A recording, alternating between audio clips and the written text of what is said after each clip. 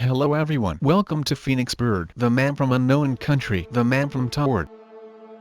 An ordinary day in July 1954, a plane flying from Europe. A traveler landed at a Tokyo airport with a well-worn passport, from a country that never existed, United Kingdom of Taured. He described himself as a businessman, who had traveled internationally frequently over the last 5 years. His wallet held currencies from many countries. He spoke several languages, including French and Japanese. Airport staff asked, "What brought you to Japan?" He was in Japan on business, he said, for the third time that year. He had meetings set up and even a hotel reservation awaiting him. For reasons lost to history, the traveler drew the attention of customs or security staff at the airport, or he may have just piqued the curiosity of the immigration official who would stamp his passport for entry into Japan. Regardless, from that moment, this ordinary July 1954 day at Haneda Airport in Tokyo took a bit of a turn. Airport officials pressed the traveler for details. He began to get annoyed and frustrated but answered their questions in fluent Japanese. The airport officials looked into some of the details. They called the company that the traveler said he was coming to meet with. They never heard of them. They tried to get in touch with a company that the traveler said he worked and was traveling for. There was no such company. They called the hotel where the traveler had a room reserved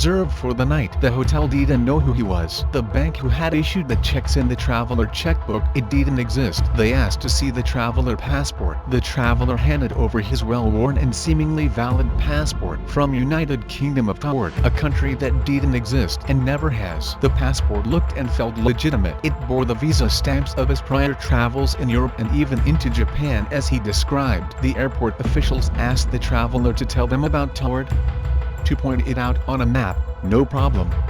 It right on the border between France and Spain," he said, on the map provided by the airport officials. The traveler had no problem pointing out his home country. He pointed to a small nation on the border between France and Spain. It was not Taured. It was the Principality of Andorra. That's what the airport officials told the traveler, but the traveler was indignant and said something to the effect of, "That's nonsense.